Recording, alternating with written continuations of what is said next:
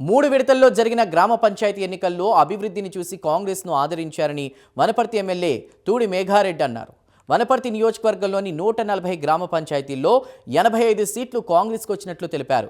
బీఆర్ఎస్కు ఓటు శాతం తగ్గిందని, వచ్చే ఎన్నికల్లో ఇంకా కిందకి పడిపోవడం ఖాయమని తెలిపారు.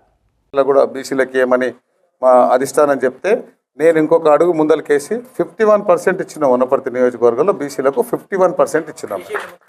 గ్రామ పెద్దలే పెట్టారు. దాని తర్వాత మళ్ళా వాళ్ళే బీఆర్ఎస్ గెలిచిన గంటలనే తీసుకొచ్చి కండవ కప్పిండు. ఆయన 130 మందికి తిరుమలాపూర్ విలేజ్లో 130 మందికి ఆయన ఫోన్ చేసి మాట్లాడారు. ఇంకా ప్రూఫ్స్ కాకుండా ఉంటాయి. నిన్న చిన్న గుమ్మడం అని ఒక విలేజ్ ఉంటుంది పెబ్బేరులో.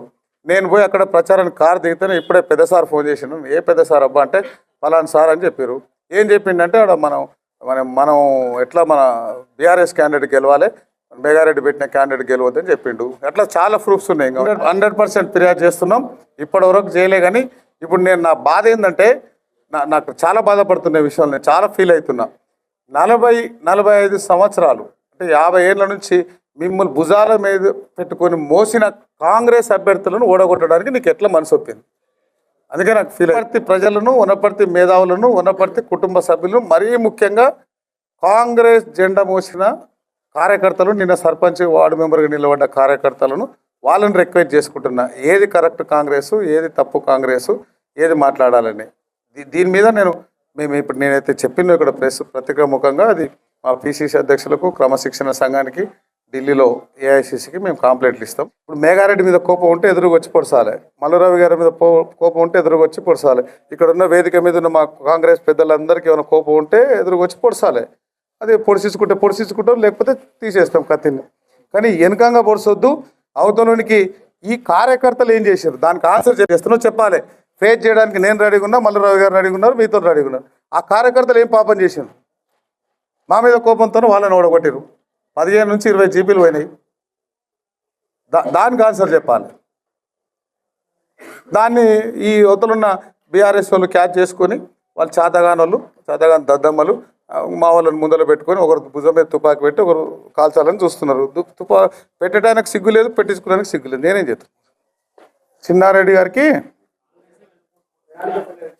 ఎందుకు మేమందరము కొత్త పాత అని మాట్లాడతారు కదా, కొత్త కాంగ్రెస్, నకిలీ కాంగ్రెస్ అని. 34 మంది కొత్తలమే గెలిచినాం, ఇంక్లూడింగ్ మా సీఎం రేవంత్ రెడ్డి గారి దగ్గర. సో ఒక్కసారి కాంగ్రెస్ పార్టీలోకి వచ్చిన తర్వాత ఇంకా ఒరిజినల్ కొత్త పాత ఏముంటుంది? మేము వచ్చినాం.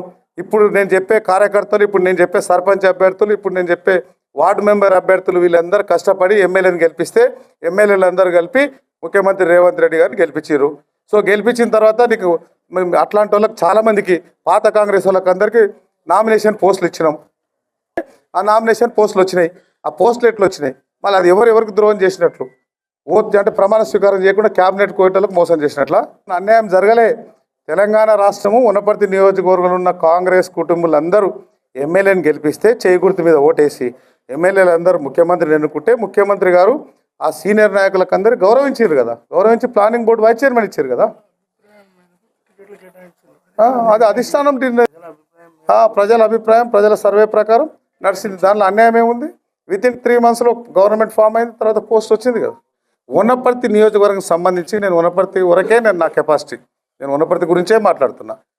దాంట్లో వనపర్తి ప్రజలు ఇప్పుడు బీఫామ్ ఎవరికి ఇస్తే వాళ్ళకి గెలిపిస్తారు. అలా కూడా వెనుపోటు పడిస్తే వనపర్తి ప్రజలు ఏం చేయాలో చేస్తారు, అధిష్టానం కూడా ఏం చేయాలో చేస్తారు.